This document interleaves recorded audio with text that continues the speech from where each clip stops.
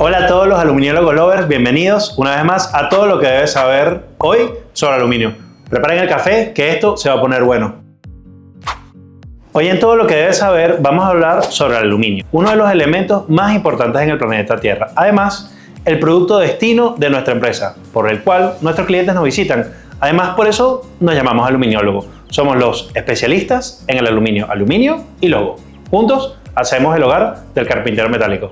La historia del aluminio es mucho más antigua de lo que pensamos. Comenzó hace unos 5.000 años en la época de bronce, cuando decidieron juntar o realizar las primeras aleaciones entre cobre y aluminio. El elemento diferenciador era que era mucho más duro para hacer armas, era mucho más resistente, y por eso esta aleación nueva que se había originado en la época del bronce superaba con creces al cobre puro. Al mezclar entonces el cobre con el aluminio, obteniendo el bronce, los antiguos buscaban de reforzar sus armas y así tener un elemento diferenciador. Los primeros intentos de obtener aluminio puro no llegaron sino hasta el año 900 después de Cristo en la India. Durante todo ese periodo solamente existían las aleaciones de bronce.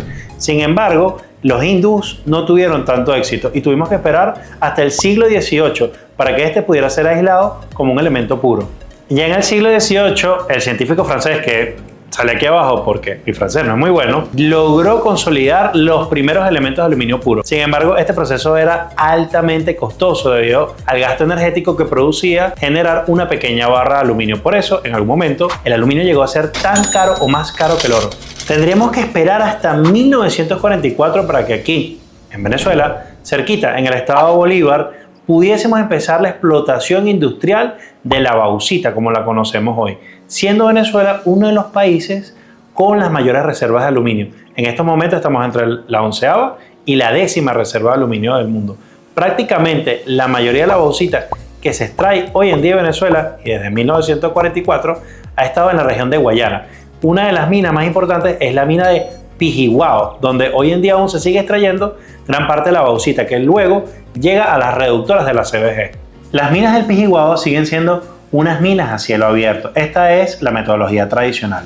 Una vez extraemos la bauxita en el Pijihuao, recorremos 650 kilómetros en ferrocarril hasta llegar a las orillas del río Orinoco. A partir de allí lo montamos en barcazas y recorren todo el tramo del río Orinoco hasta llegar a las ciudades de San Félix o Puerto Ordaz, donde se ubican grandes empresas, en especial las empresas de la Corporación Venezolana de Guayana, mejor conocidas como la CBG. Dentro de ellas está Alcasa, Benalum, Alucasa. Algunas de ellas son reductoras. ¿Qué significa el proceso de reducción? Significa que toman esta bauxita y a través de tratamientos eléctricos con ánodos y cátodos existe un intercambio donde en los ánodos de carbono se depositan las partículas que no son aluminio, mientras que en los cátodos se mantiene perfectamente el aluminio que pronto va a ser fundido. Ya en la CBG existen diferentes tipos de aleaciones. ¿Qué es una aleación? Es la mezcla de diferentes metales y diferentes contenidos o porcentajes de los mismos para obtener metales con diferentes condiciones, capacidades, elementos físico-químicos que le permitan diferentes usos y aplicaciones. Por ejemplo, para arquitectura, el que usamos aquí en Aluminiólogo, en nuestros perfiles, es el 6063, mientras que en nuestras láminas de aluminio es el 3003. Una vez selecciones qué tipo de aleación necesitas, por ejemplo, la 6063, va a pasar a los procesos de fundición dentro de la CBG. ¿Qué hacen en la CBG? Van a obtener dos materias primas para realizar lo que nosotros conocemos como perfiles de aluminio. La primera materia prima es el lingote de aluminio. Ese lingote de aluminio son lingotes muy parecidos a los de oro de 22.4 kilos, que son la primera fase de la fundición. Porque una vez obtenemos esos lingotes, pasan nuevamente a fundición para transformarlos en tochos. Esos tochos son unos cilindros de aluminio de aproximadamente 2,44 metros, los cuales entran en la extrusora para obtener los perfiles de aluminio.